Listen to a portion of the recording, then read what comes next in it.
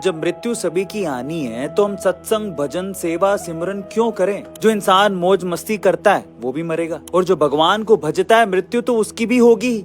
तो जब मरना दोनों को है तो मौज मस्ती ही क्यों ना करें। ये सवाल पूछा था अर्जुन ने भगवान श्री कृष्ण से। अब भगवान श्री कृष्ण ने इसका क्या जवाब दिया है आपको सुनना चाहिए। तब भगवान श्री कृष्ण अर्जुन से बोले कि हे पार्थ देखो, बिल्ली जब चूहे को पकड़ती है तो दांतों से पकड़ के उसे मारकर खा जाती है, लेकिन जब उन्हीं दांतों से अपने बच्चे को पकड़ती है तो उसे मारती नहीं है, बहुत ही नाजुक तरीके से एक जगह से दूसरी जगह पर पहुंचा देती है। अब देखो दांत भी वही है, मुंह भी वही है, पर परिणाम अलग अलग है। ठीक उसी प्रकार मृत्यु रूपी दांत भी सभी को जकड़ेंगे तो जरूर, पर एक को प्रभु के धाम में पहुंचा देंगे और दूसरे को 84 लाख योनियों के चक्कर कटवा कटवा के मार देंगे। इसलिए बिना किसी स्वार्थ के सदैव धर्म के मार्ग पर चलो। आपकी मृत्यु तो आएगी पर मोक्ष की तरफ ले जाएगी। मैंने आत्मा को महसूस किया है और आप भी कर सकते हो।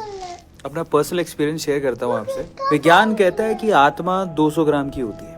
ऐसा इसीलिए क्योंकि उन्होंने किसी आदमी के मरने से जस्ट पहले और मरने के जस्ट बाद वेट का कंपैरिजन किया तो 200 ग्राम का फर्क आया, तो 200 ग्राम की आत्मा हो गई। लेकिन यहाँ पे ना कंपैरिजन बॉडी का ही हो रहा है, मरने से जस्ट पहले और मरने के जस्ट बाद। आत्मा नदारद है, महसूस नहीं कर पाए, वो सिर्फ कंपैरिजन था कि हाँ 200 ग्राम की होगी।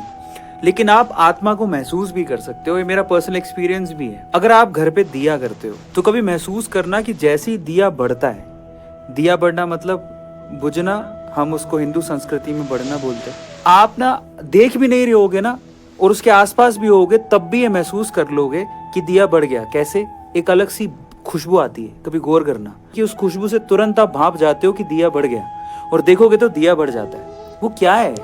वो एक्चुअली दिए की आत्मा है। जब दिया बढ़ता है तो वो दिए की आत्मा निकलती है और वो महसूस करवाती है आपको कि मैं निकल गई। भारत को आजादी ना मिलती अगर भगवान कृष्ण की गीता ना होती। पर ऐसा क्यों? देखिए 1905 में बंगाल में स्वदेशी आंदोलन शुरू हुआ था, जहां पर 50,000 से भी ज्यादा लोगों ने अपने हाथों में गीता पकड़ी और सड़कों पर उतर आए और ब्रिटिश सामानों का बहिष्कार करने और अंग्रेजों को भारत से बाहर निकालने की कसम खाई थी।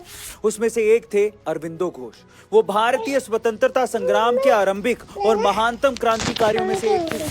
उन्होंने भारत के उत्थान और मानवता के उद्धार के लिए गीता के संदेश को दोहराते हुए कहा था कि हिंदुओं का एक निश्चित वर्ग आक्रामकता से ऐसे कतराता है मानो कोई पाप हो। श्री कृष्ण का अर्जुन से बार बार किया गया आह्वान संघर्ष पर जोर देता है। भगवान कृष्ण ने कहा था कि लड़ो और अपने विरोधियों को परास्त करो, मुझे याद करो और युद्ध करो, आध्यात्म से भरे हृदय से अपने सभी कार्यों को मुझे सौंप दो और तृष्णा से मुक्त होकर, स्वार्थी दावों से मुक्त होकर युद्ध करो, अपनी आत्मा के ज्वर को अपने से दूर करो। भगवान कृष्ण के ऐसे ही उद्घोषों ने भारत की स्वतंत्रता की राह आसान बनाई थी। सबको हमारी तरफ से स्वतंत्रता दिवस की हार्दिक शुभकामनाएं।